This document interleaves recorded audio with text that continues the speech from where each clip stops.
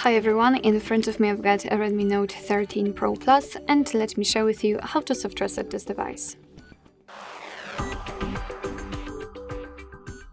So the soft reset or force restart operation will be useful if for some reason your device stops working properly and it does not respond to your touches. So all you have to do is to soft reset it just by pressing the power button, which is located right here, long enough until you'll see the black screen and the developer's logo, etc. So let me try to do it. Let me press this button. And there we've got our assistant, but just ignore it and ignore also this reboot option. Keep pressing the power button. And as you can see, we can see the black screen, okay, the developer's logo, which means that in the second our device will be restarted and turned on again. So hopefully it will work perfectly fine.